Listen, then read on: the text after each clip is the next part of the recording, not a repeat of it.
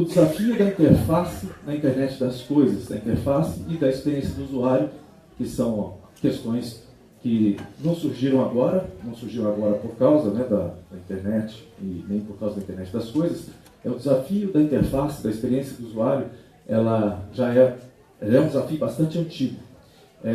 E aí, muitas vezes, as pessoas preferem usar as siglas em inglês, até porque fica mais chique, né? User Experience, Internet of Things, mas, na verdade, a gente está aqui no Brasil, né?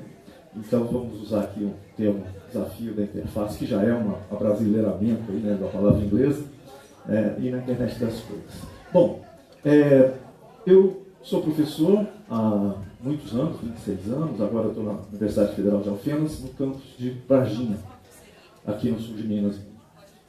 Coordeno o mestrado profissional em administração pública, sou pesquisador, colaborador do Centro de Tecnologia da Informação Renato Archer, em Campinas. Sou doutor em engenharia de produção, mestre também em engenharia de produção, mas sempre na área de tecnologia, na área de inovação e tecnologia. E tenho graduação tanto em administração como em computação. Sou palestrante, sou escritor de alguns livros na área de tecnologia também. Mas o que importa mesmo é que eu sou mineiro de Cambuquira, uma cidade de 10 mil habitantes, que tem a melhor água mineral do mundo. Fica aqui pertinho, se vocês quiserem até, não conhecem, quiser andar 110 quilômetros para tomar a melhor água do mundo, é só ir lá. Eu sou formado aqui em Santa Rita do Sapucaí, lá nos anos 80, eu me graduei, a primeira graduação minha em processamento de dados foi na FAI, aqui, na época a gente chamava de processamento de dados, né? Depois mudou para informática, hoje computação, depois TI, né? Vai mudando de nome aí ao longo do tempo. Eu moro em Varginha há 26 anos, sou motoqueiro, já fui locutor da D2 aqui em Santa Rita, para quem bota 95,3 lá, vocês vão conhecer uma excelente rádio aqui do sul de Minas. Mas eu me defino mesmo como nerd e eu sei que todo mundo, por causa de eu ter falado que mora em Varginha, deve estar já pensando se eu vi o ET ou não. Eu não vi pessoalmente, tá? Mas eu conheço quem viu. Então, eu posso dizer para vocês que eu tenho um contato de terceiro grau com o ET. Né? Não é um contato de primeiro grau. Bom, então nós vamos falar os quês e os porquês. O que é experiência do usuário, o que é a IoT, vou falar bem rapidamente sobre isso, por que a experiência do usuário é um problema, por que ele é um problema para a IoT, especificamente, por que esse trem interessa, o que eu te recomendo para tu manjar desses paranauês todos, para quem trabalha aqui na área tanto de design quanto na área de desenvolvimento, o que você precisa pensar e quais são os conceitos que a gente tem tratado e pensado hoje sobre a experiência do usuário quando você tem uma transformação do que é ser usuário. Porque no passado, de 20, 30 anos atrás, era muito claro que era ser usuário de computador. Você tinha até um ritual para usar o computador, né? Vamos pensar aqui há 20, não 20, mas há 10 anos atrás. A grande maioria de nós, quando você ia usar o computador, você falava, eu vou usar o computador. Você tinha que ir até ele e você tinha um ritual, parecia um pianista, né? Você tem que puxar uma cadeira, jogar o fraque para trás, sentar, e ali tem um teclado, um mouse. Então você tem um ritual de ser usuário, né, de computadores. Hoje a situação mudou quase completamente, você ainda tem essa experiência de uso, mas a experiência se tornou em algo constante, muito mais próximo, 24 horas por dia, porque até quando a gente está dormindo, a gente está ouvindo lá o né? E aquilo é uma experiência do usuário, alguém está me avisando de que desesperadamente o grupo da família precisa produzir conteúdo, né? E bom dia, boa tarde, boa noite. Então a gente está o tempo todo, né, interagindo com o computador e sem esse ritual. Então, o que é essa experiência? Estamos falando de smartphone, mas e o outro passo? O passo seguinte, que é o passo da internet das coisas, que não são só os smartphones. Então, como será essa experiência do usuário e como é que quem planeja, quem pensa em experiência do usuário, como é que o que a gente tem que considerar para conseguir fazer algo que seja não intrusivo, que seja produtivo, que atinja o objetivo quando você estiver desenvolvendo alguma solução, que atinja esse objetivo sem obstáculos e sem criar o estresse da comunicação que muitas vezes está acontecendo, né? Quando a gente começa a ser perturbado pelas coisas que estão conectadas num momento que a gente não quer ser perturbado. Então essa é uma preocupação inicial. A gente vai falar sobre tudo isso para chegar lá. E aí, primeiro, o que é UX, né? UX, User Experience. Ela começou lá atrás, né? Também muita gente começou a se pensar a experiência do usuário, quando se começou a pensar em interface homem-máquina, ou interação humana-computador, ou ergonomia de interface, ou usabilidade. Isso foram todas áreas do conhecimento que foram sendo criadas, algumas são sinônimos, são nomes diferentes para a mesma coisa, mas que dentro da área de computação elas foram sendo criadas para permitir uma comunicação positiva, né, produtiva, uma comunicação eficiente entre homens e máquinas. Mas considerando que máquina é uma coisa muito bem definida. Né? Máquina é aquilo, computador, que foi evoluindo lá do mainframe para os microcomputadores, para os notebooks e tal, mas é uma coisa onde a interface era quase sempre muito bem definida. Teclado, depois o mouse, depois mais recentemente touchscreen, né? E agora gestos, comunicação verbal, né? Pela voz, reconhecimento de voz. E tudo isso, essas áreas foram estudando essa comunicação, né? Foram percebendo como é que eu poderia utilizar, quais eram os recursos que eu deveria utilizar para ter a melhor comunicação possível entre homem e máquina, considerando máquina o computador em si, né? No começo. E aí, User Experience, ela é necessária por quê? Olha esse painel de um elevador. Quem planejou esse painel, muito possivelmente, não tinha nenhum conhecimento, não teve nenhuma aula de interface homem-máquina, nem de ergonomia, porque qual é a lógica que a pessoa pensou, né, na hora? Tudo bem que você tem as restrições físicas lá, o painel tinha que ser retangular, tudo bem, não podia ser um retângulo vertical, então como é que a gente vai fazer essa distribuição? Quer dizer, a lógica está completamente errada. Se a gente pensar num prédio onde um andar primeiro está abaixo do segundo, né, e o terceiro está acima do segundo, o quarto acima do terceiro e tal, por que colocar os botões para levar esses andares na horizontal ao invés de colocar na vertical? O ideal seria que fosse uma fileira só, né, com todos os andares. E as restrições físicas lá do espaço para colocar a placa, possivelmente, restringiram isso e teve que fazer esse retângulo, tudo bem. Né? Mas já que tem que fazer o retângulo, vamos pensar da melhor forma de colocar os andares na forma vertical, que é a forma como o prédio se apresenta. Então isso aqui, mostrando esse e outros exemplos, a gente entende, né? Olha só, eu tenho dois botões para chamar o elevador. Qual que é para chamar o elevador para subir e qual que é para chamar para descer? Isso daqui não considerou a experiência, a perspectiva do usuário do elevador. A pessoa chega lá e fala assim, vou botar, tem que ter um botão para subir, outro para descer, ok. E aí eu chego aqui e falo, mas qual é a lógica? Esse aqui está relacionado com essa seta ou esse está relacionado com essa seta? E assim. Então, desde o começo, esse estudo das interfaces, né, da interface homem-máquina, ela tinha que ser levada em consideração a experiência do usuário, pensar da perspectiva do usuário. A pessoa que chega aqui não conhece nada, nunca usou esse aparelho, né, e como é que eu vou apresentar as informações para ela tomar as suas decisões? Então isso é o início, né, do que a gente poderia chamar hoje em dia de evolução da experiência do usuário. Um outro exemplo de engenharia, o cara pensou no espaço. É esse que eu tenho 2 mictórios, cabe nessa esquininha aqui, ótimo.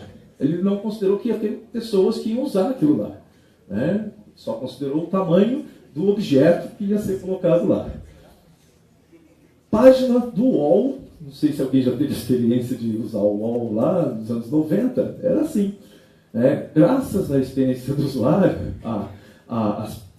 os estudos sobre interface, as interfaces foram evoluindo. Hoje você tem uma coisa muito mais limpa, né? Uma comunicação muito mais direta, não tem tanto lixo. Olha quanto ruído você tem nessa interface, o que dificulta o acesso das pessoas àquilo que elas foram buscar dentro daquele espaço, né? Chamado web page, né? Ou home page, lá naquela época. Então, essas áreas de interface que evoluíram para a experiência do usuário, elas se preocupam nisso. Em pensar na solução, pensar como é que eu vou criar uma solução, uma ferramenta, um serviço, um objeto, que ele facilite a comunicação, que ele torne a comunicação mais clara, para que as pessoas consigam atingir os seus objetivos, aqueles objetivos que elas tinham quando elas foram usar aquele serviço ou aquele produto. Imagine fazer tudo o que você faz hoje com o seu celular, usando a mesma interface deste telefone da Nokia lá.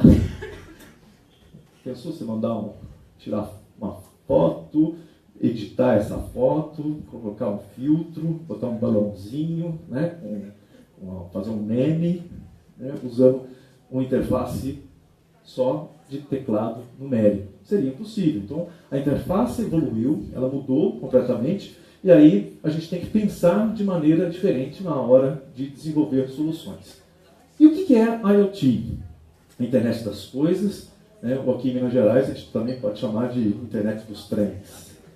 The Internet of Things veio de uma evolução também dessa mudança da característica do que era computador e o que é computador hoje em dia. Em cerca de 20 anos, a definição de computador mudou completamente de algo que tinha gabinete, teclado, monitor, mouse, para depois notebook, que é um dispositivo só que tem isso tudo embutido, no aparelho, depois para o celular, smartphone, tablets, e depois para outras coisas que não são necessariamente essas que eu falei e que nós vamos ver vários exemplos aqui. Então, ela já foi chamada no passado de computação ubíqua, foi chamada, não, ainda é chamada, porque ela está em todos os lugares, como eu disse para vocês, todo mundo vive essa experiência. O primeiro objeto que você pega quando você acorda, antigamente era o despertador. Você tinha contato com o objeto, que você acorda, tem que desligar o despertador. Hoje você já desliga o despertador, que é uma coisa conectada à internet, que o nosso despertador não era, e essa coisa conectada à internet já vai te mostrar um monte de coisas que você está ávido por saber, porque você acordou, quer saber quem curtiu minhas fotos, enquanto eu estava dormindo, quem mandou um WhatsApp, enquanto eu estava dormindo. Então, a computação, ela é ubíqua, porque ela está na nossa mão desde a hora que a gente acorda, e até qual o último objeto que você tem contato antes de dormir, quando você coloca o seu smartphone na tomada para carregar e coloca na cabeceira da cama, você está não está 24 horas por dia, porque naquele período do sono ele está a 2 palmos de distância da sua cabeça, mas no resto do dia você está em contato com computação, com acesso à internet o tempo todo, principalmente através do seu smartphone. Então, a computação é ubíqua, ela está em todos os lugares, ela está próxima de você o tempo todo, ela é pervasiva, como esse exemplo também mostra, que a computação é pervasiva, porque a gente não percebe, ela está tão próxima que nós não notamos que nós estamos usando computadores. Quando tinha o ritual, você falava, eu vou lá passar um e-mail, você tinha que levantar da sala para ir lá no quarto, sentar, ou no escritório, sentar na frente de uma mesinha, que é uma mesa específica para computador, que tem um pedacinho para dedicar para o mouse, tem uma área para o teclado e tal. Então era muito claro que você estava usando o computador. Hoje você está dentro do carro, você acessa, se o seu carro for um carro mais moderno, mais caro, possivelmente ele já tem uma conexão com a internet, você está usando o Waze, já tem um carro agora que a propaganda dele já fala, ele é um feature do carro, é uma sugestão para você comprar o carro, e uma das características anunciadas da propaganda não é que o carro tem 1.8 cilindros, ou 1.8 cilindradas, ou que ele tem 6 cilindros, 4 cilindros, é que ele tem Waze. Veja bem. Então, é um motivo para você comprar um carro, porque esse carro está conectado à internet e você pode utilizar um serviço de navegação que é computação pervasiva. Você vai achar, quando você entrar no carro e o Waze te mandar para um lugar, você falar para o Waze onde você quer ir, você acha que você pensou que estava usando o computador? Não. Eu fui andar de carro. Mas dentro do carro, a computação está presente e ela está me auxiliando de diversas formas, e eu tenho que pensar como vai ser essa minha interação com o carro. Porque o carro passa a ser uma coisa conectada à internet, e aí como eu permito que isso aconteça de maneira natural e não intrusiva, essa comunicação. Então a computação só foi chamada, e na verdade ela é computação ubíqua, computação pervasiva, e aqui nas Minas Gerais, como eu disse para vocês, lá na Varginha, a gente chama de internet dos trem. E o que é então IoT no começo?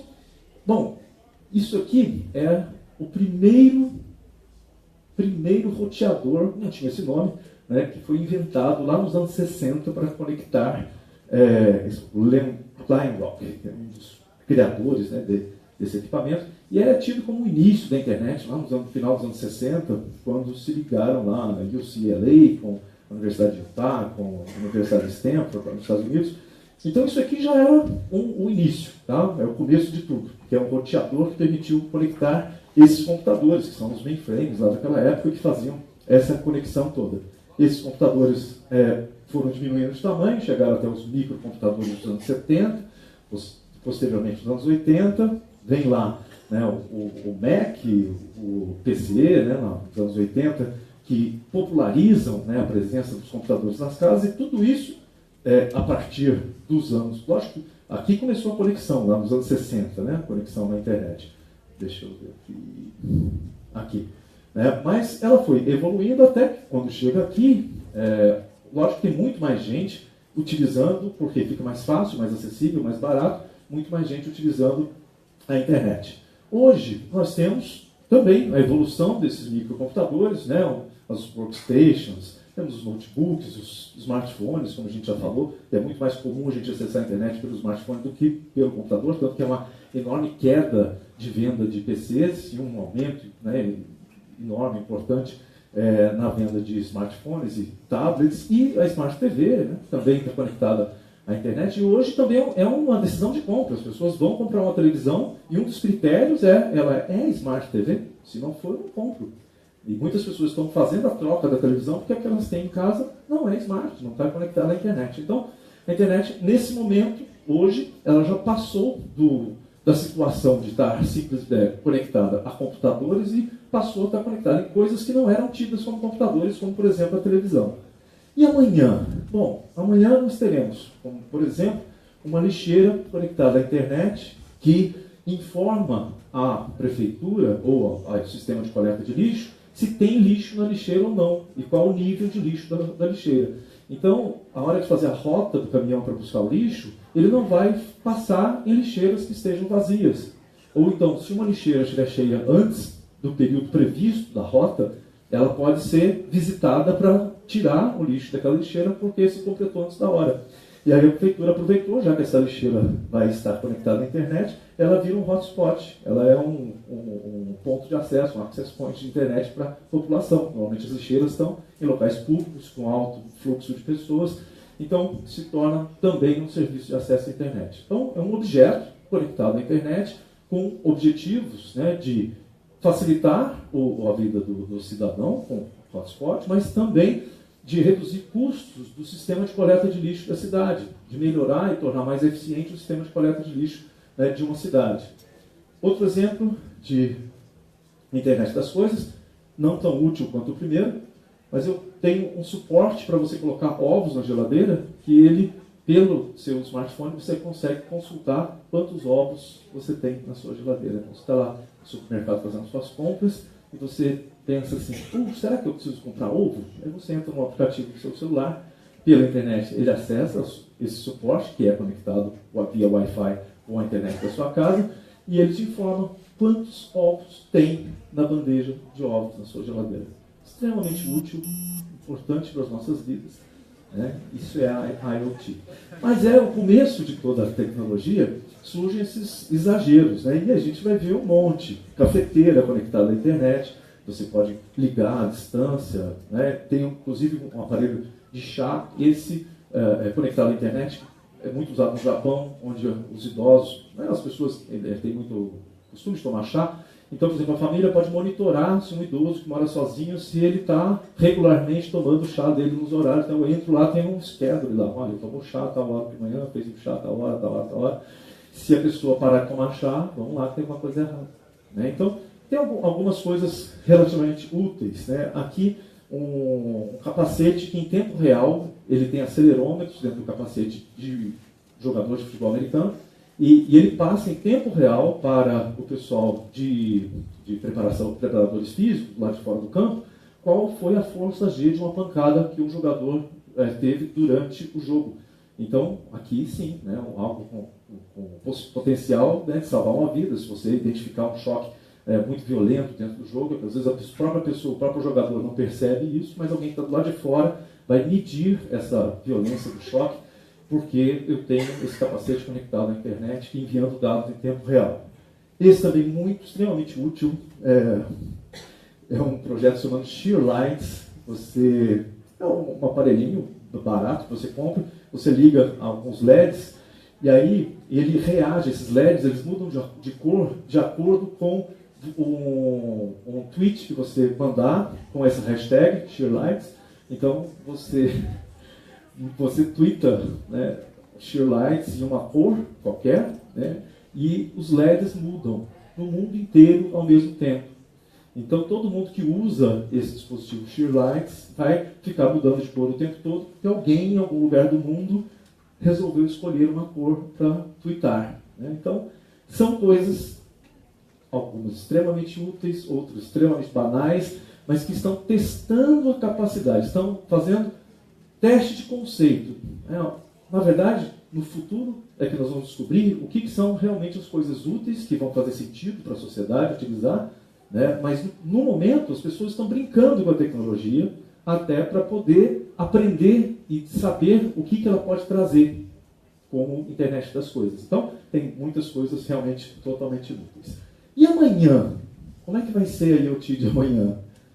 Bom, isso aqui já, né, existe, um alimentador de cachorro que você conecta pela internet, você consegue ver se o cachorro, né, comeu ou não comeu, você consegue dar um comando para liberar ou não a quantidade de comida para o cachorro, e você consegue, olha que fofo, conversar com o seu cachorro à distância, porque tem câmera, então você vê o Rex, né, e ele pode ouvir você pode pela internet conversar com ele, né?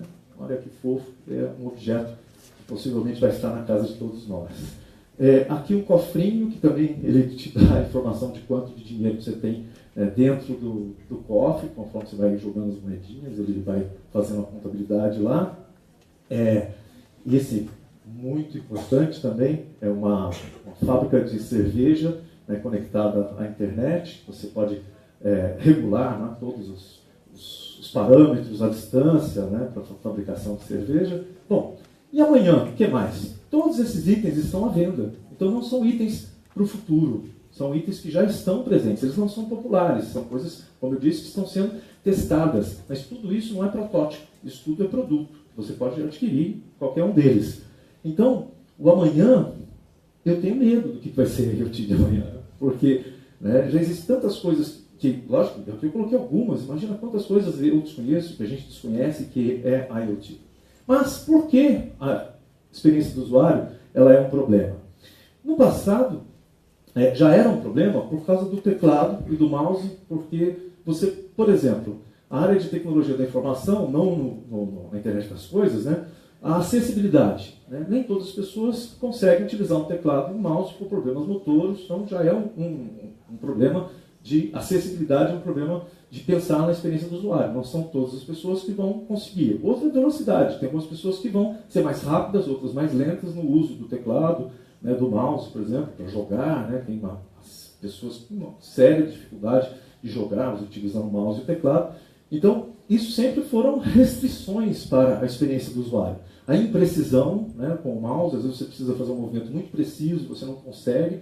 Né? Então, esses objetos, essas interfaces de entrada, traziam muitas limitações, né, lá no começo, dentro da área de TI. Limitações, a fadiga, né, haja vistas doenças relativas ao uso, né, de teclado, quantas pessoas foram afastadas, né, do trabalho por LER, né, depois mudou o nome para DORT, que são as doenças relacionadas com o uso intenso, né, ou intensivo, né, do teclado, do mouse.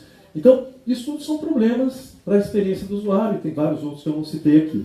E por que ela é um problema para a IoT? Bom, segundo a Cisco, fez uma projeção que até 2020 nós teremos 50 bilhões de dispositivos conectados à internet. Bom, se nos computadores, não são tantos hoje, a gente já tem que pensar nessa experiência do usuário, imagina uns 50 bilhões de coisas conectadas à internet. Quanto tempo nós vamos passar comunicando com essas coisas no nosso dia? Mais tempo do que hoje. Então, o nosso uso dessas coisas conectadas à internet vai ser muito mais, por muito mais tempo, com muito mais intensidade, e nós vamos depender muito mais dessas coisas do que nós dependemos de um computador tradicional atualmente. Então, essa é uma das preocupações, né, que a gente tem que ter, né, e pensar bem na experiência do usuário. É por isso, se nós já estamos hoje, né, já estressamos com a quantidade e a qualidade da comunicação que a gente tem com os dispositivos, imagine quando esses dispositivos forem muito mais, né, do que hoje, e o nosso tempo com eles vai ser também muito maior. Então, isso é bom ou ruim? Né? A gente ter esse aumento, essa explosão do número de objetos conectados à internet. Aí é uma questão de como a gente vai conseguir criar essa comunicação. Grande parte da interação atualmente acontece pelo smartphone. Quase tudo que você vai, né, utilizar de computação é feito através de uma tela touchscreen que a gente aprendeu a usar. Há 10 anos atrás nós não usávamos touchscreen e de repente hoje a gente não consegue pensar, né? Alguém já deve ter tido a tentação de você estar lá com o notebook, se você resolver alguma coisa, você mete o dedo na tela do notebook, né, achando que vai acontecer. Eu vi um vídeo muito interessante de um bebê sentado no chão, a mãe dá uma revista para o bebê e ele começa a fazer assim na capa da revista, não acontece nada, aí ele olha para a cara da mãe e fica assim, está com defeito, a revista não funciona, né? Porque ele não está acostumado com esse objeto que não responde à interação dele. Então, alguns objetos conectados, eles têm reduzidíssima capacidade, tanto de processamento, como de armazenamento, como de comunicação.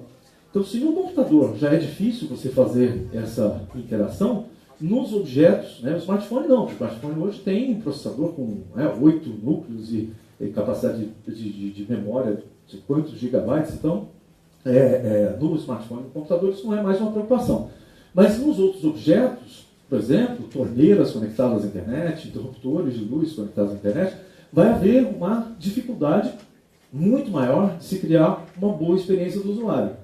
E há limitações físicas e espaciais. Alguns objetos são tão pequenos que você não vai conseguir colocar uma tela touchscreen nele para poder, né, fazer com que eu tenha uma boa experiência. Você vai ter restrições e muitas vezes você vai acabar interagindo com os objetos que estão conectados à internet através do smartphone mesmo. O seu smartphone vai conectar com o objeto e você vai fazer essa comunicação via touchscreen. Bom, há restrições de ambientes também. Algumas coisas que você vai usar, elas são usadas, porque são objetos, são usadas no campo. No campo, na rua, no seu dia a dia, você andando de carro, você dirigindo, andando de ônibus, e aí você tem um monte de interferências no ambiente. Né? Restrições, por exemplo, de auditivas, de visibilidade, quando você está no sol, não consegue enxergar a tela do seu celular, ou quando você está num trânsito, você quer ouvir um áudio, você está no meio do trânsito intenso, você não consegue ouvir o áudio de uma gravação. Então existem várias restrições ergonômicas, auditivas, de visibilidade, de tato, e existem as restrições legais também. Algumas coisas você, mesmo que queira criar, a lei não permite. É o que aconteceu, por exemplo, com o uso do telefone ao dirigir, né? E depois, hoje em dia, né, o smartphone pior ainda, né? Porque as pessoas estão escrevendo enquanto dirigem, né? Escrevendo no seu smartphone enquanto dirigem. Então isso é uma restrição legal bastante importante. E por que esse trem me interessa, então? Como usuário, o que eu tenho que preocupar em experiência do usuário em IoT? Bom, eu preciso compreender melhor as interfaces que estão sendo criadas e o raciocínio que teve por trás delas para que eu seja um usuário mais produtivo. Se eu entender bem as interfaces, como é que elas funcionam, por exemplo, quem é que já pegou a manha de conversar? Não sei quem tem a Siri ou quem tem o Google, o serviço do Google de áudio, como é que chama mesmo? Não, o Cortana é do Windows, do Google Google Now, né? Quem tem, né, o Google Now, ou Cortana, ou a Siri, você já deve ter, quem já usou e usa constantemente, já deve ter pego a manha. Tem um jeito que você fala que dá certo, mas você tem que saber o jeito. Não é qualquer jeito que você falar que você vai ser compreendido. Então, quando eu consigo compreender a lógica que foi feita para se criar aquela interface, eu consigo interagir melhor com aquela interface, porque eu vou direcionar minha comunicação para aquilo. Né? Se eu falar tudo emendado, né? Uma frase toda emendada, com sotaque muito forte, né? O Google, Siri, ninguém vai entender. Agora, se eu falar pausado, palavra por palavra, tirar um pouco do sotaque, né? Do nosso sotaque mineiro, né? Falar de uma forma mais neutra, eu tenho muito mais chance de ser entendido. Então, quando a gente pensa na interface de uma maneira, do ponto de vista de quem desenvolve e da capacidade técnica que existe por trás daquela interface, eu consigo ser um usuário melhor, eu consigo ser mais produtivo. Quanto melhor for a comunicação, mais conforto e satisfação eu vou ter com os resultados, né, da interação que eu estou fazendo. Então, isso vai causar menos estresse a mim se eu fizer um uso melhor da interface daquele objeto. E a curva de aprendizado é mais curta, e o esforço para a memorização também é menor quando você compreende como uma interface foi pensada. Interfaces intuitivas fazem a gente se sentir menos burro também. Isso é ótimo, né? Porque a gente, de vez em quando, vai usar alguma coisa, não consegue e a gente fica frustrado. Essa frustração é terrível, porque você não pensa, né, que a interface foi mal feita, você pensa, poxa, eu sou incompetente, eu não consigo usar nem essa porcaria aqui. E isso é péssimo, é frustrante. Então, quando você entende como aquilo foi planejado, se você não conseguir utilizar, você pode realmente concluir, poxa, foi mal planejado. Alguém não pensou na minha experiência como usuário na hora que criou essa solução. Mais ainda como desenvolvedor. Aqui, por favor, quem é desenvolvedor de aplicações aqui? Bastante, mais da metade do público. Para vocês, então, desenvolvedores, o que é importante é entender de experiência do usuário? Experiências melhores trazem mais clientes, né?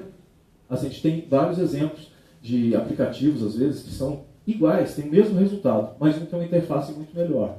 Mesmo em sites, a gente vê o comércio eletrônico, né, aqueles sites que têm uma melhor usabilidade, conseguem melhor resultado do que os outros, porque eles falam mais direto e atendem melhor às necessidades do usuário. Então, a experiência melhor traz mais clientes. Interfaces intuitivas reduzem o custo geral do suporte e treinamento, derrubando barreiras de uso.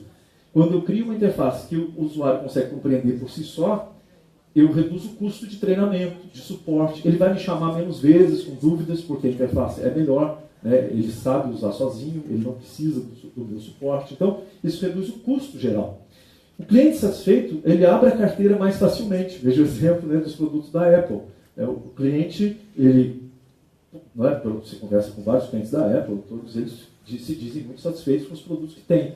Então, por isso mesmo, eles estão dispostos a pagar 3, 4 vezes mais caro pelos produtos da Apple, que tem um equivalente, né, da Samsung, da Motorola, que faz a mesma coisa, por um quarto do preço. Então, isso é uma prova de que, se eu criar, né, lógico que aí a Apple tem uma outra coisa que não é só a experiência do usuário, é a questão da marca, mas que a marca também faz parte da experiência do usuário. Né? O usuário, ele tem essa influência, né, de estar utilizando um produto da marca X. Amplia o uso de soluções de tecnologia, promovendo a inclusão dos cidadãos. Quanto mais fáceis forem as interfaces, mais gente vai utilizar as soluções. E aí eu estou incluindo mais gente, eu estou incluindo mais cidadãos. Que é o caso, por exemplo, bem rapidinho, falar aqui do WhatsApp. Por que o WhatsApp deu certo se já existiam outros serviços de mensagem semelhantes ao WhatsApp antes dele?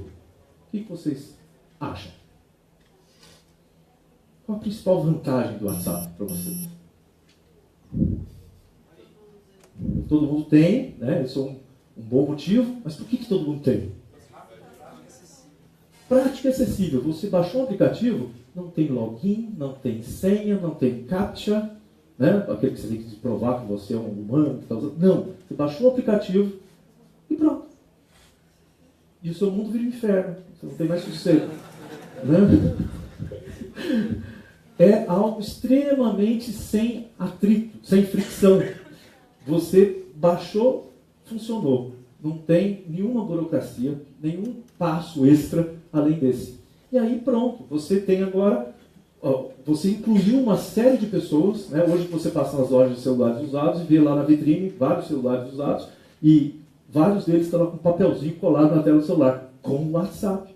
Porque se não tiver o WhatsApp, as pessoas não vão comprar. As pessoas estão indo na loja de celular para comprar o celular por causa do WhatsApp. Então, esse é um exemplo de como você criar uma boa experiência do usuário, e o WhatsApp tem essa boa experiência do usuário desde o início, desde que ele foi lançado. Isso conquista mais pessoas e inclui mais gente. Né? E hoje, fala assim, mas o WhatsApp é inclusão digital? É sim. Hoje tem uma série de serviços que estão sendo oferecidos, inclusive serviços públicos, estão sendo oferecidos para o cidadão através do WhatsApp, porque é lá que o cidadão está. O cidadão não está lendo e-mail, então se eu preciso comunicar com ele, eu tenho que comunicar através do meio de comunicação onde ele está, e ele está usando o WhatsApp. Bom, e ainda traz menos estresse aos usuários, principalmente idosos e inexperientes, então isso aí já seria um excelente motivo para a gente pensar em boas soluções. E aí, O que eu te recomendo para tu manjar desses paranauês todos aí? Lembra daqueles 50 bilhões de dispositivos que a Cisco falou que vão estar lá em 2020? Você pensar que vai ter que interagir com muitos deles e que cada um vai ter uma lógica complexa de interação por trás, isso pode ser muito estressante. Já pensou se cada pessoa que criar um objeto desses novos objetos, de bilhões que vão estar lá, se cada pessoa pensar uma lógica diferente? Eu tenho uma lógica que eu desenvolvi aqui, uma heurística aqui, que vai funcionar de uma determinada maneira. Um outro desenvolvedor, uma outra empresa pensa no outro. O usuário vai ficar louco, porque ele tem que compreender por trás daquilo quem pensou e como pensou que ele queria utilizar aquele objeto. Então, isso é um grande problema que, se você pensar na quantidade de interação que a gente vai ter com esses objetos, logicamente que você vai ter estresse. Mas se a gente conseguir reduzir esse estresse, isso já é muito melhor. E aí, logicamente, o OK Google, o Siri, Cortana, são exemplos de tentativa de facilitação, mas que, na maioria das vezes, estressam mais, porque a chance de a gente não conseguir o que a gente quer quando utiliza esses recursos é normalmente maior você não conseguir do que você conseguir. É por isso que pouca gente utiliza. É uma minoria dos usuários de smartphones que utiliza esses recursos que estão disponíveis em praticamente todos os smartphones. Porque as pessoas tentaram e não conseguiram, não foram felizes em conseguir o seu resultado. Então, pensando nisso, e são grandes empresas que têm uma grande capacidade de criar soluções, soluções boas, e não conseguiram criar uma solução ótima. Nenhuma delas é ótima. Tem vários testes que comparam elas lá, os testes dão vitória para um para outro, mas ninguém criou uma solução ótima ainda. Bom, o Google Glass. Alguém já viu alguém com o Google Glass na rua? Era um hype, todo mundo falando, cara, o Google Glass, o Google criou um óculos, que é um computador conectado à internet. E agora, cadê? Quem pagou $1.500 lá pelo primeiro Google Glass lá que saiu? Será que está feliz com o resultado? O que aconteceu ali? Para que serve o Google Glass, na verdade? Ninguém sabe. Nem o Google. Eles colocaram um produto no mercado, que é aquela coisa, como surgiu a internet das coisas, começa a surgir um monte de estranhezas no mercado. Porque são empresas, pessoas testando o mercado, vendo o que a gente pode fazer com essa tecnologia nova. O Google conseguiu comprimir um computador, colocar numa armação de óculos, mas não sabia para que servia. Quando você não tem um propósito claro, as pessoas não compreendem a sua mensagem e aquele produto ele morreu. Ele não está mais presente no mercado, nas lojas. Pode ser que ele se desenvolva, transforme em outra coisa. A inscrição, a própria inscrição, as pessoas andarem com esse óculos da rua, algo que chamava a atenção de uma maneira negativa. No começo, para o nerd, de maneira positiva. O cara, o primeiro a ter um Google Glass. Mas depois, no dia a dia, será que a gente quer andar com um troço na rua que as pessoas olham para a tua cara e falam assim, olha lá, olha, espia só. Ô louco. Bom, a questão de segurança, segurança física do próprio usuário mesmo, que foi colocada em risco, que você está falta de atenção, você está focado, fazendo outras coisas, utilizando um óculos. A estética também, se fosse um óculos igual a um óculos normal, que você colocasse, ninguém soubesse que é um Google Glass, com certeza ia ter mais sucesso do que um objeto que você olha e claramente você vê que não é um óculos, é um gadget, um objeto meio estranho. As questões de saúde também, muitas pessoas ficaram preocupadas com isso, e tudo isso tem a ver com a experiência do usuário. Então, pensar num objeto e na comunicação que você vai ter com esse objeto é pensar, do ponto de vista do usuário, o que vai ser essa experiência dele quando ele estiver usando o meu Google Glass. Eu tenho que pensar segurança, estética, saúde, descrição desse objeto. Muito possivelmente as pessoas não querem chamar a atenção por utilizar esses objetos conectados à internet. E a falta de clareza no propósito. A gente tem outros exemplos disso. E aí o preço, esqueci do preço também, que $1.500 é um preço salgado para qualquer gadget que você colocar no mercado. Os smartwatches também falharam. Tem algumas pessoas que têm, não vou nem perguntar quem tem aqui, porque de repente a pessoa vai ficar meio assim, constrangida, vai tampar aqui agora e tal. Por quê? Porque também, da mesma forma, falta de clareza no propósito. Eu já tenho um smartphone, e eu já não uso mais relógio. Talvez se o smartwatch fosse lançado antes do smartphone, tinha uma grande chance, porque as pessoas usavam relógio, eles iam trocar o seu relógio por um smartwatch. Mas hoje as pessoas não usam mais relógio. Elas tiraram o relógio do pulso porque elas têm um smartphone que faz muito mais que o relógio. Agora eu vou comprar um segundo smartphone para amarrar no meu pulso, porque na verdade é um segundo smartphone. Você tem que carregar a bateria à noite junto com o seu outro, você tem que ter 2 cabos carregando, né, na hora que você for dormir. Então é algo meio sem clareza de propósito, porque não é algo que eu preciso. Não existe um motivo forte para que eu tenha que comprar um smartwatch, porque eu já tenho smartphone. Se eu não tivesse, tudo bem. Né? Ou se eu pudesse trocar o smartphone pelo smartwatch. O que não é possível. Na maioria deles, a proposta não é essa. É você utilizar o smartphone junto com o smartwatch. Se eu pudesse trocar, tudo bem, que daí eu evito de ter no meu bolso e uso ele aqui. Mas aí entra uma outra questão, que é a questão da inscrição. Você não quer ficar passando de maluco na rua, conversando com o seu relógio. Alô, câmbio. Quero falar agora, por favor, pegar na padaria, encomendar um pão, vou ficar falando aqui no relógio. Né? Opa, né? Isso aqui ninguém quer ficar fazendo. Então, é algo que existem algumas coisas que são obstáculos para a experiência do usuário e elas têm a ver com isso. Experiências fora de contexto, você ficar, né, conversando com o relógio. A interface foi mal adaptada a princípio, agora tem algumas evoluções, mas é simplesmente pegar a interface do smartphone e colocar num dispositivo muito menor, onde a capacidade de leitura, né, a complexidade prática do dia a dia de você usar o smartwatch, ela também não é lá muito fácil. A questão estética, de novo, os smartwatches, para você conseguir enxergar o que tem na tela, eles têm que ser grandes, não tem jeito de ser pequenos, né? E aí ele chama a atenção, assim como o Google Glass, e tudo isso, de novo, tem a ver com a experiência do usuário.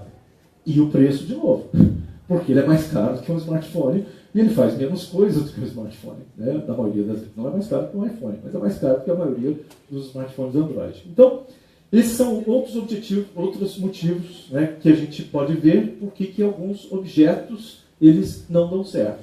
Não se pensa na experiência do usuário. Né? E é mais uma questão de timing também. É o que eu disse, se eu tivesse lançado antes do smartphone, possivelmente todos nós estaríamos aqui usando um smartwatch hoje, ao invés de usar um smartphone. Porque daí iam lançar o smartphone e falaram, não preciso disso, porque eu já tenho um celular inteligente no meu pulso. Né? Mas não foi o que aconteceu. Bom, por que não deu certo? Ainda algumas coisas, né, por exemplo, a geladeira, não sei se vocês já acompanharam, a geladeira conectada à internet, desde 1998 já tem matérias falando sobre empresas lançando geladeiras conectadas à internet. 98. Né? A internet no Brasil foi popularizada, foi aberta ao público em 95. Final de 95, começo de 96. Então, em 98 já existia geladeira conectada à internet. A primeira geladeira custava $20 mil, então já era um bom motivo para as pessoas não comprarem. A tecnologia evoluiu absurdamente, hoje seria muito mais barata, mas mesmo assim ela não pegou. A gente não conhece muitas pessoas, aliás, eu não conheço nenhuma que tem em casa uma geladeira conectada à internet. Por quê? Por causa dessas questões também de experiência do usuário. Existem algumas restrições, algumas coisas que são específicas. A pessoa está na cozinha com a mão suja, vai ficar, né, com a mão gordurada, vai ficar lá mexendo na tela touchscreen na sua geladeira. Se você já tem um smartphone, você vai precisar consultar uma receita lá. Eu tenho aqui na minha mão, eu não preciso na tela da geladeira. Possivelmente uma hora vai ser tão barato, e o que vai acontecer é que todas as geladeiras vão ter conexão à internet, e aí você vai ter uma geladeira conectada à internet na sua casa. Mas hoje não é um motivo de compra. Você sai de casa e fala, eu preciso comprar uma geladeira conectada à internet. Apesar de toda a evolução, né, dessa geladeira. Então, a gente tem que pensar na experiência do usuário, né, antes de pensar em conectar as coisas. Quem criou o termo computação ubíqua foi lá, ainda nos anos 90, o Mark Weiser e o John Seeley Brown. Eles criaram, num artigo, falaram sobre... Meu tempo está, ok? Eles criaram um artigo onde eles falaram umas coisas muito importantes, muito interessantes, que valem completamente hoje. Então, voltando. O Mark Weiser, em 93, ele disse, no passado havia um computador para várias pessoas. Em breve, teremos várias telas para cada pessoa. Naquela época, isso não era verdade. Eu trabalhei lá, nos começos dos anos 90, num banco, e a gente brigava por causa de computador. Porque tinha um computador por andar, num banco de 20 andares, e aí a gente precisava usar o computador naquela fila, briga, dá licença que eu preciso usar o computador. As pessoas não tinham um computador pessoal dentro da empresa. Né? Lógico, o diretor tinha. O peão Tinha que ficar brigando com os outros peões lá, oh, peraí, eu preciso usar. Impressora tinha uma para cada 3 andares. Né? Então você tinha que ficar naquela briga. Por quê? O computador era um recurso escasso dentro das empresas, das casas. Isso inverteu completamente. Hoje nós temos várias telas, né, que não são exatamente computadores, à nossa disposição. O fenômeno da segunda tela, da terceira tela, você está na frente da televisão, assistindo Netflix, ao mesmo tempo você está no WhatsApp, comentando um episódio que você está vendo com uma outra pessoa, né, você está com 2 telas, e às vezes você está com um notebook do lado, que você está fazendo lá checando alguma coisa que você quer fazer ao mesmo tempo, você tem 3 telas ao mesmo tempo conectadas à internet, e isso é mais do que natural para a gente hoje. Em 96, nesse artigo que eles publicaram, eles diziam que o recurso mais escasso do século XXI não será a tecnologia. E a prova é essa. Hoje ninguém briga por causa do computador, tem computador disponível para todo mundo. Mas será a atenção. E aí entra a experiência do usuário. Você tem muitos computadores concorrendo, muitas telas concorrendo pela sua atenção. Então, na hora de planejar um novo objeto que vai ser utilizado pelo usuário, você tem que pensar nessa atenção compartilhada. E o que eu posso recomendar para vocês? Pense sempre no quanto de complexidade você vai trazer para o usuário. Você fala assim, poxa, estou criando um objeto super legal, um aplicativo novo, uma interface nova, um website novo, mas o quanto eu vou trazer de trabalho, de esforço, de sacrifício para a pessoa utilizar isso? E pense que a atenção dela não está focada só na sua solução. Todas as pessoas hoje estão com a sua atenção dividida entre um monte de tentações, o tempo todo.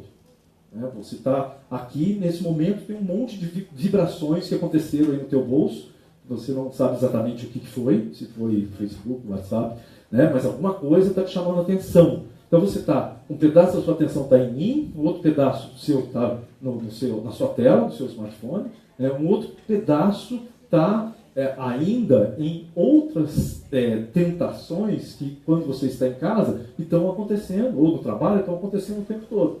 Aqui a gente está mais ou menos focado, no objetivo de uma palestra, mas e quando você está no sofá em casa sentado? Quantas atenções você tem, coisas que você pode dividir a sua atenção? Então pense nisso. Vai desenvolver um objeto novo? Quanto de complexidade você vai trazer? Se for complexo, as pessoas não vão usar.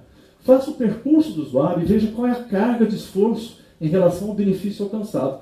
Para ele se esforçar, ele tem que ter uma retribuição, um benefício muito grande para você exigir que ele faça, que ele memorize alguma coisa, que ele raciocine para resolver alguma coisa. Ele tem que ter um objetivo que vai trazer um benefício, uma gratificação muito, muito boa para justificar esse trabalho. Analise a relação entre o custo de aprendizado e a frequência de uso. Você vai criar uma solução que as pessoas vão utilizar uma vez só. Se isso for difícil de usar, vai ser muito difícil você convencer a pessoa a utilizar. Se for algo que ela vai usar todo dia, você pode até ter algo que seja um pouco mais complexo, porque justifica o trabalho que eu vou ter de aprender, porque eu vou ter que usar isso sempre. Então, por exemplo, o Facebook lançou uma nova interface. O Facebook pode até usar, ele tem feito isso regularmente. Cada dia que você abre o Facebook, ele está com uma cara diferente, um pouquinho diferente, mas diferente. O Facebook pode fazer isso. Por quê? Porque as pessoas sabem que vão continuar utilizando o Facebook ad eterno, até o Facebook falir ou até surgir um substituto dele. Então você fala assim, poxa, eu tenho que aprender a usar esse novo feature do Facebook. Porque eu vou continuar sendo usuário do Facebook. Eu não vou deixar de ser usuário só porque ele ficou um pouquinho mais complicado agora. Então, pense nisso. Analise a relação do custo de aprendizado e a frequência de uso. Você está criando um objeto que as pessoas desconhecem, não sabem se elas vão gostar, se elas vão utilizar. Pense nessa experiência do usuário e fala assim, eu teria todo esse trabalho para aprender algo que eu não sei se eu vou usar mais de uma vez? Aqui estão falando mais de aplicativos. Não seja tecnófilo, adotar uma tecnologia apenas porque ela existe. É o caso, por exemplo, daqueles sheer lights, Eu vou criar... Quantas pessoas vão querer comprar um chapéu que muda de cor conforme você twitta uma cor lá? É algo com muito pouca possibilidade de monetização no mercado. Então, por que o cara fez aquilo? Porque é possível, ele quis provar. Se é possível, eu vou fazer, e fez. E eu estou falando disso aqui agora. Então, quer dizer, teve um impacto. Eu aqui fiquei sabendo que um cara criou um projeto conectado ao Twitter e você muda a cor do LED, de todos os LEDs do mundo conectados àquele projeto. E isso essas coisas acontecem Por quê? Existem tecnófilos, pessoas que gostam da tecnologia pela tecnologia, e não porque a tecnologia vai resolver algum problema. E elas criam essas soluções que não são solução para problema nenhum. Né? A atenção do usuário ela já está dispersa. Não interrompa esse usuário, se não for necessário. E aí tem alguns exemplos que a gente pode falar. É o caso da geladeira com internet. Você já tem um smartphone, já está nos seus, já tem internet no smartphone, no tablet, no seu smartwatch, no seu notebook, na Smart TV, a internet já está em tantos lugares. Será que eu preciso mesmo de uma geladeira conectada à internet? Faz sentido isso? Eu vou ter que aprender a usar uma nova coisa, eu vou ter que aprender a ter uma nova experiência do usuário para usar essa coisa chamada geladeira conectada à internet, que possivelmente não vai ter uma interface igual, não vai ser Windows, ou macOS rodando na tela da minha geladeira. Ela vai ter uma interface própria. E essa interface própria tem um custo de aprendizado. Então, vale a pena? E aí a gente entra numa recomendação que eu passo para vocês, quem é desenvolvedor, pensar num novo conceito chamado Calm Technology, para você pensar numa estratégia de design de experiência do usuário.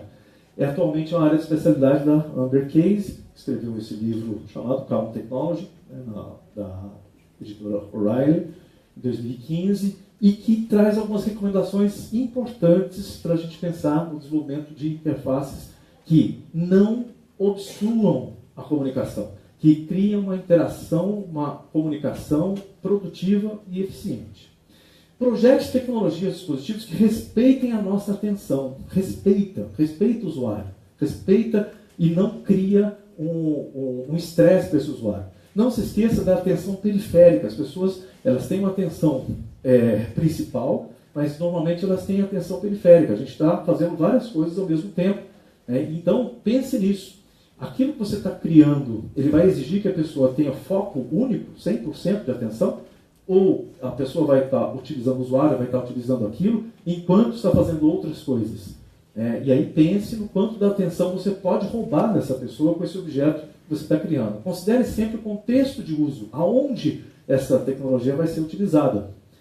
Porque você tem os ruídos ambientais, ruídos todos, ruídos como mais gente, como luz, como som, como vários objetos que podem interferir nessa comunicação. E os elementos ambientais também, durante a interação. O contexto também é onde e a forma como esse objeto vai ser utilizado. Aprimore a atenção através da combinação de estímulos e sentidos. Às vezes, uma forma de estímulo só, ela não é suficiente. Você pode ter que combinar, por exemplo, beats, sons, com luzes, com texto, com áudio, para poder fazer essa comunicação. Então, essa combinação ela pode ser muito útil. Em termos práticos, não tente colocar reconhecimento de voz em tudo, porque é uma tecnologia que ainda não está pronta, e os dispositivos não suportam. Muitos dispositivos não aguentam fazer o reconhecimento de voz. É legal, é interessante, mas não tem funcionado de maneira 100%. Então, não tente colocar isso em tudo, que não vai funcionar. As pessoas ainda resistem a falar com as coisas em público. É aquela questão da descrição, do Google Glass. As pessoas não usaram o Google Glass, porque é ridículo. E você ficar falando com o computador, ainda é ridículo você falando com um celular no meio da rua. Apesar que está ficando mais normal, até por causa do WhatsApp. Porque você vê as pessoas conversando com o telefone, mas na verdade elas estão gravando áudio no WhatsApp. A quantidade de gente que a gente vê na rua falando, andando. Então isso tem mudado um pouco. Mas ainda não é 100% das pessoas que se sentem à vontade de ficar falando com o seu celular em voz alta. Os objetos precisam se comunicar sem necessariamente falar com você. Existem outras formas. Pense nisso, substituir a voz. Essa comunicação pode se dar por sons, vibrações, LEDs ou todos eles combinados, de acordo com uma estrutura de comunicação que seja planejada, que seja pensada, bem pensada. E às vezes os objetos devem simplesmente agir sem interrupções. Algumas coisas não precisam de uma interface que pergunte para as pessoas se você quer mesmo, confirma, sim ou não, ou que te chame a atenção. Simplesmente, algumas coisas, tem algumas interrupções do smartphone são irritantes. A gente vai lá e desativa. Você baixa um aplicativo e ele começa a te incomodar o tempo todo. A gente você não aguenta mais. Ele vai lá ou desinstala o aplicativo ou interrompe as chamadas. E aí vou dar um exemplo para vocês. Por exemplo, de interação mínima. Os carros, por exemplo, que tem fabricados no Brasil, tem que sair de fábrica com freio ABS e airbags. Eles são dispositivos, não estão ainda conectados à internet, mas são dispositivos computadorizados. E esses são bons exemplos de dispositivos que não têm nenhuma interface e funcionam muito bem. Né? Você precisou frear de emergência, você precisa de um freio, o carro para. É um computador respondendo a um estímulo. Se pisou com uma pressão superior, ele para. Né? O airbag, ele abre automaticamente. Já pensou se o airbag perguntasse para você num acidente, assim, você deseja abrir o airbag nesse instante? Perceba que você está passando por um choque de 3G, acima de 3G. Você deseja abrir o airbag? Sim ou não? E você tem que apertar na tela touchscreen. Isso não funcionaria, né? Então, esses são objetos que possuem hardware e software, ainda não estão conectados à internet, mas os carros estão. E aqui eu vou colocar um exemplo de um vídeo, de uma hora que você não gostaria que o seu ABS te perguntasse se ele quer que funcione ou não. Né? Você quer que ele funcione simplesmente. Então, alguns objetos, você pode reduzir o estresse. Quanto mais você reduzir a comunicação, você melhor produz resultado para aquele usuário. Concluindo, então, tudo isso, a capacidade limitada da maioria dos objetos que vão estar conectados à internet faz com que nós tenhamos que engenheirar soluções mais criativas. Eles forçam que a gente pense melhor do ponto de vista do usuário para poder criar uma solução mais criativa mesmo, que envolva cooperação entre os agentes. Né? Que agentes? Os agentes são o próprio usuário, é um agente, o hardware que ele está utilizando é um agente, outros agentes que aí, num mundo cheio de objetos, você vai ter objetos comunicando entre si. Um objeto que vai pedir ajuda para outro objeto, que tem uma capacidade especializada, que vai fornecer uma solução, e isso é algo também, o assunto para uma outra palestra, né, que seriam os agentes inteligentes, as redes de agentes inteligentes, que é uma tendência também. A interação entre objetos ela não requer os mesmos cuidados que requer a interação entre objetos e seus usuários humanos. Essa sim deve ser tratada com as recomendações apresentadas nessa palestra, né? Da gente pensar na comunicação entre humanos e objetos. Já entre objetos, as coisas não precisam ter todos esses cuidados que a gente falou aqui. A melhor maneira de criar uma boa experiência do usuário é trabalhar junto ao usuário, ouvindo e respeitando o seu percurso de interação, compreendendo a forma como ele vai interagir e os objetivos.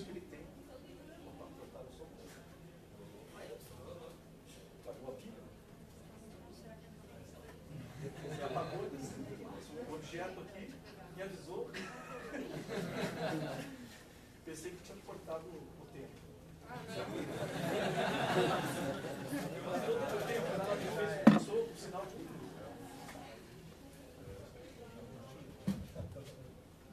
Bom, então, trabalhar junto com o usuário, perceber o objetivo que ele tem. Não pensar só no objetivo da tecnologia. O que eu posso fazer com essa tecnologia? Mas aonde o usuário quer chegar com esse objeto? E aí, fazer o percurso dele. Como ele faria a utilização desse objeto. Bom, aqui é uma evolução bem rápida mesmo.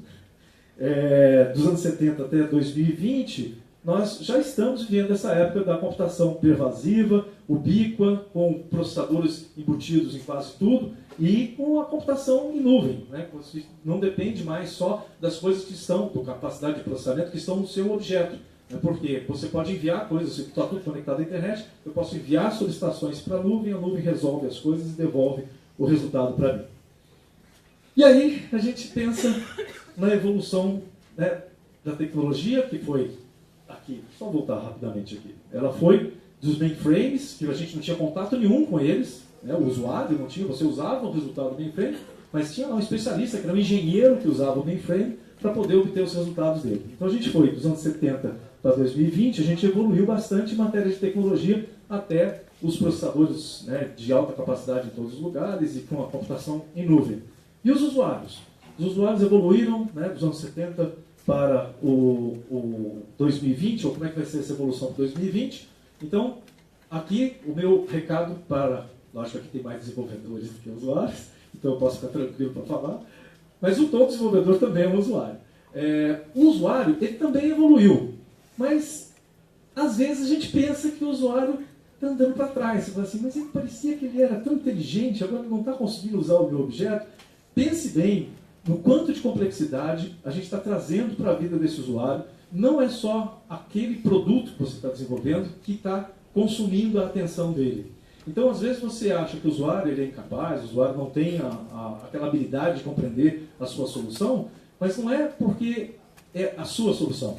Pense em todo o ambiente, todo o contexto, todo o ruído que acontece no momento em que ele está utilizando uma solução. E aí pense, na hora de criar a sua solução, que você é só mais um concorrendo por essa atenção. E não crie soluções invasivas, intrusivas, ou interrupções, ou estresse para o usuário. Pense na tecnologia calma. Leia um livro, né? Vocês vão compreender melhor, quem trabalha ou quem está pensando nisso. Tecnologia calma, tecnologia que não venha para criar obstáculos, transtornos, interrupções, né? Tire as interrupções da vida do seu usuário e você e ele serão muito mais felizes. Aqui estão meus dados de contato e fico à disposição para dúvidas. Obrigado. Consegui terminar no tempo? Sim. Tá bom. Temos perguntas. Perguntas, quanto tempo nós temos? Uns 5 minutos. 5 minutos. Alguma dúvida, sugestão?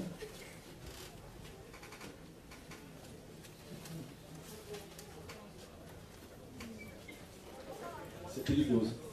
Aqui, aqui, ó.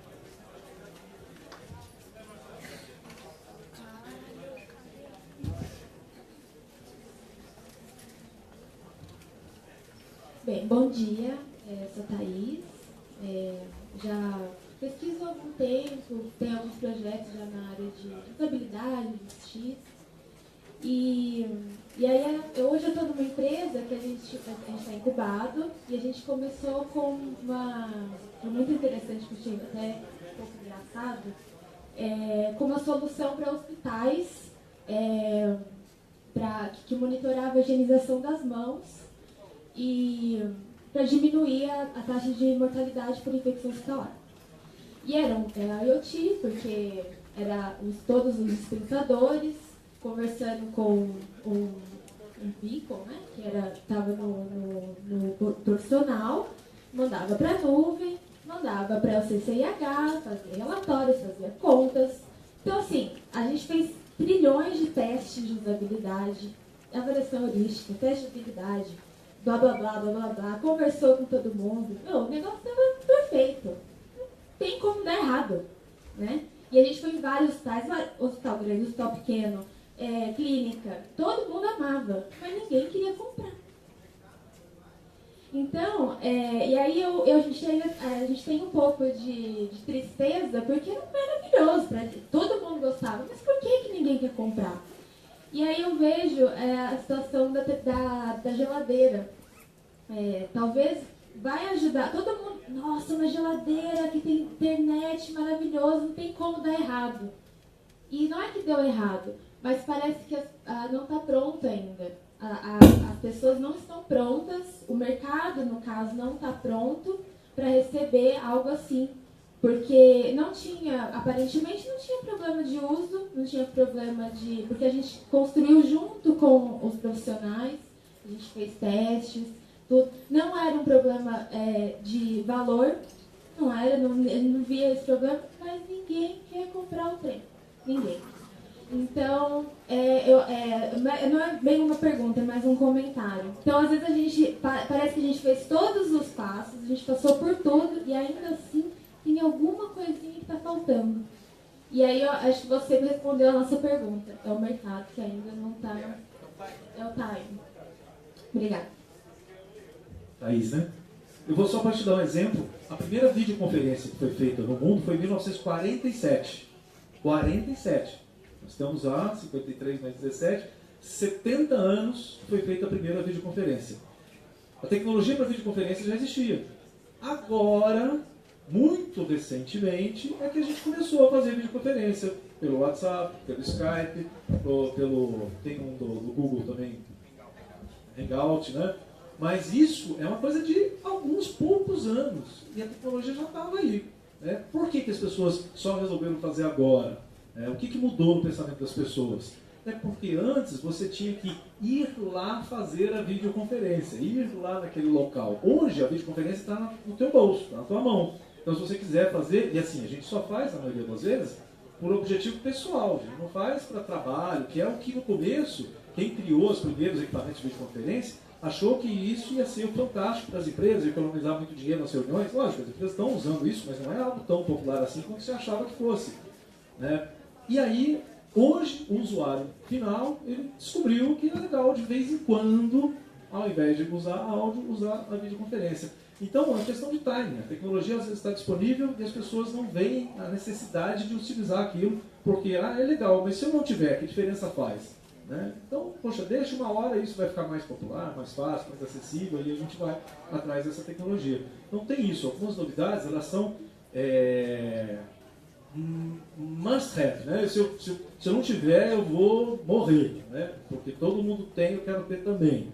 Mas outras, elas vêm, são uma vantagem, trazem uma vantagem, mas essa vantagem não é percebida, e não é uma questão da interface, não é uma questão da experiência do usuário, é muito questão de mercado mesmo, né? A videoconferência foi uma questão de acesso, a facilidade de acesso à tecnologia, né? Você está lá deitado no sofá e está a fim de, né, fazer um namoro virtual, mas né?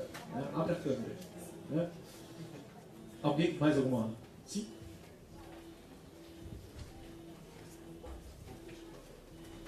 Um pouco em cima do que ela falou também, eu andei pesquisando sobre essas smart bands, até pra minha mãe, no caso, que ela nunca lembrava de tomar remédio. Aí eu achei uma que conectar o Bluetooth e tinha alarme. Só que cai um pouco nessa coisa de, é mais uma coisa que você vai usar, é mais uma coisa que você vai ter que ter, se o celular descarregar ela não funciona, e vira um pouco